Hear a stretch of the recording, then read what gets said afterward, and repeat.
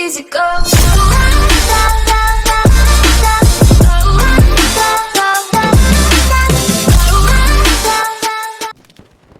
Alright everybody, welcome back to 406 Gaming. Gonna have some gameplay for you today out of the Battlefield 5 beta.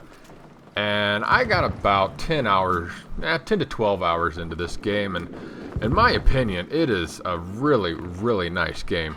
Now I know there's a lot of hate out there right now for this game, and I'm gonna address that a little bit later in the video. So to start off with, I would just like to say that this is a beta. There's gonna be problems, there's gonna be errors with it. I think a lot of people are getting their panties in a bunch over some glitches and stuff in the game. That there's games released now that still have glitches and stuff, and everybody loves those games. But anyways, moving on. Let's first talk about the things I did like about the game. I thought the graphics were absolutely amazing. I think there's still a little polishing that needs to happen, but with every Battlefield I've ever played, you got some real nice graphics on it. This is no exception. The new gunplay mechanics, they reworked those. I really like them. I had no problem with weapon handling, the use of the weapons. As you can see right now, the STG-44, I mean, I'm driving nails with this thing. One of my favorite guns in the game, you know, hands down. And also keep in mind, I'm playing on the original Xbox One, so my console is not 4K capable. I don't know if this game is designed for 4K. I would imagine it is. But if I had a 4K console and a 4K TV, I'm sure it would look even more amazing than it already did. Another thing I believe the game did great was the sounds, whether it be from the grenades, the bullets hitting you, or the bullets whizzing by. And the V1 rocket, when it hits, oh my gosh, it just rocks your speakers. It sounds great. I heard footsteps just fine, especially on this map here. People walking in the snow had no problem picking them out. Little bit of sound whoring in my opinion. You could hear them from pretty far away, but that would be a pretty easy nerf in the game. Now, I've heard a lot of people complaining big time about this game, just not even functioning, that it's a complete piece of garbage. The beta was unplayable. You couldn't do anything. I didn't have any of those problems whatsoever. And like I said, I'm running on the original Xbox One, so I got some pretty outdated hardware. Granted, your mileage may vary. I don't think the problem was as widespread as people were making it, but that is going to be for a topic at the end of the video. Alright, so right now we're coming up on a glitch that I got quite often in the game. Not game breaking, but definitely annoying. Now, I just got taken out by this guy, waiting for a medic to come revive me, and I can't tell exactly what gun this guy's using. It might be the gun that I get. So I went down with the STG-44, and I get up with a completely different gun. This happened to me several times in the game. Hopefully they got something in the works to fix that, because that was one of the most annoying problems I had in this game.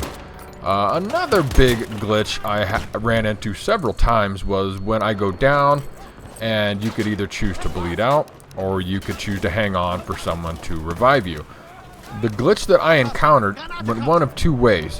One, I would hold on for someone to come revive me, and they're actively reviving me, and I would get up, go back down, get up, go back down. It was just a cycle that I would get caught in, where they would revive me and I would go down like I was hit, you know, and bleeding out.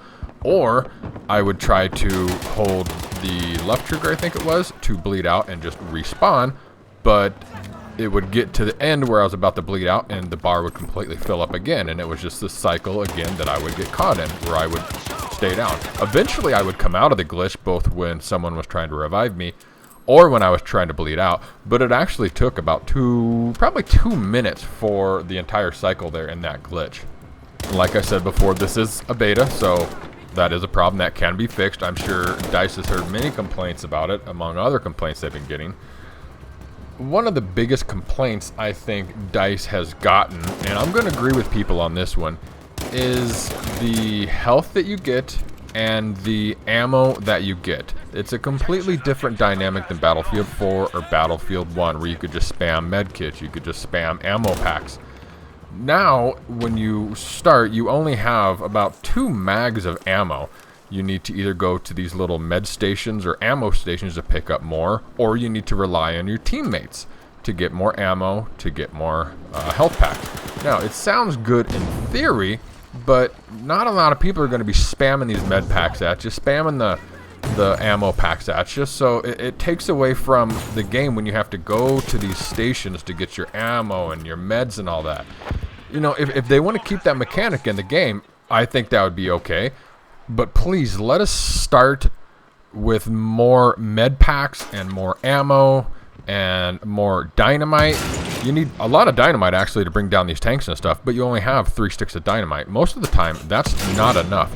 And look at this guy. Why would you shoot at somebody that has a Pack 40 right in their hands? I think here in a minute I tap this guy in the face with a Pack 40, which needless to say doesn't end well for him. But it ends well for me because it was fun to shoot him in the face with a Pack 40. What are these things, like a 75 or 76 Mike? Anybody know? Let me know in the comments section what size these projectiles are in these Pack 40s. Alright, so one thing I actually forgot to bring up on one of the pros that I really like about this game. Yeah, right there, I just caught that guy in the face with it.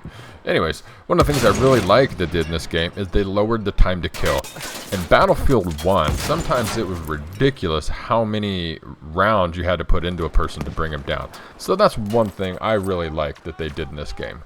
It's I think the time to kill right now is absolutely perfect. They don't need to touch that whatsoever.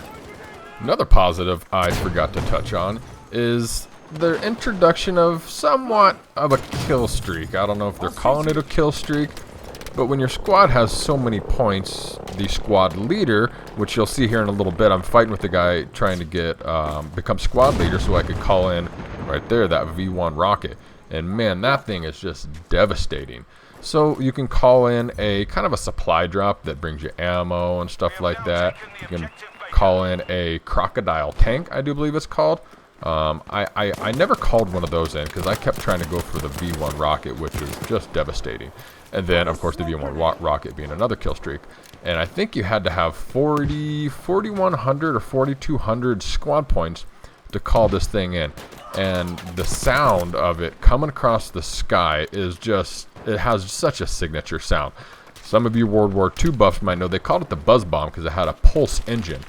And it had a very distinct sound, but what you wanted to watch out for was when it stopped making its signature sound. Because that meant the engine had cut out and it's going to come down and explode. Just like this. Boom! I mean, that is so cool. And the sound that comes off it is just amazing.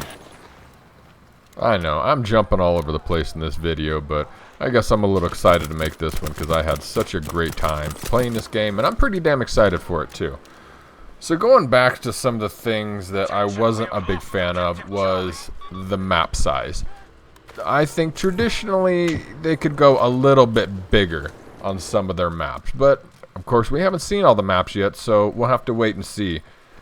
Something else I think that DICE needs to work on, and granted this could be in the full game, but we need more weapons in the game. Attachments, yeah, we could use more of those, but I mean, World War II, there's not a lot of attachments you can do compared to a current modern day shooter. Now, compared to like Battlefield 4, which was of course probably one of the biggest ones, and Battlefield 1, this doesn't have near the weapons that those two games have. Hopefully we're going to get more in the full game. Who knows? Another big complaint from the community was not necessarily the UI, but how you navigate it. So if I'm playing here and I unlock something for my gun, let's say it's the aperture sight, I have to completely back out of the game to equip it, which is kind of counterintuitive in my opinion. I mean, it'd be nice if you could do it between matches, you know, throw your aperture sight on or whatever you unlock, but the back out completely is just completely stupid in my opinion. So moving on to the final topic for this video is the hate that's surrounding this game right now. So I touched a little bit on this in my initial video talking about when you could get the beta and all that kind of stuff.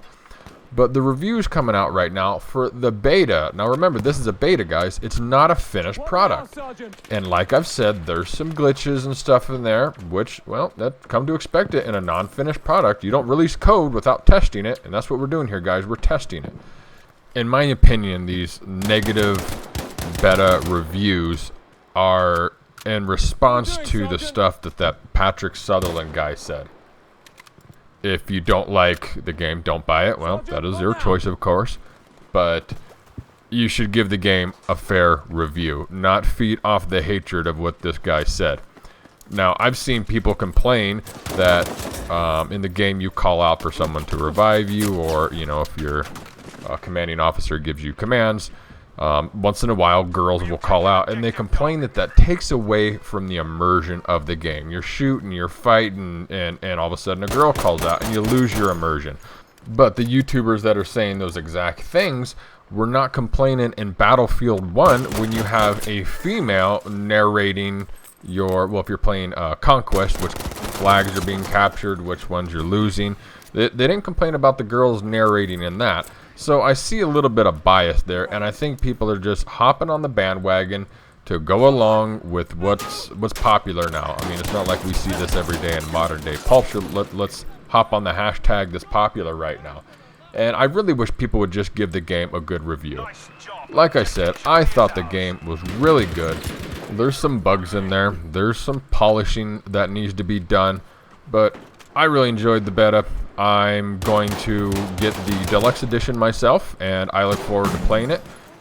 But what about you guys? How many had a chance to play the public beta here, and what'd you guys think of it? Did you like it? Did you hate it? Are you guys planning on buying it, or you want nothing to do with it? Let me know in the comment section below. Also wanted to touch on real quick the Call of Duty Black Ops 4 Blackout mode, which is their take on the Battle Royale, which is of course all the rage right now. That came out as a private beta right now. People on PlayStation 4, you got first dibs on it because it's a good old console exclusive. Sick of that.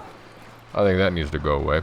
But anyways, let me know what you guys think of that if you're out there playing it. I don't have a PlayStation 4 and I have not pre-ordered the game, so I do not have a chance to play it. But I'll sure let you guys know when I do. I want to thank you guys for watching, and we'll catch you on the next one.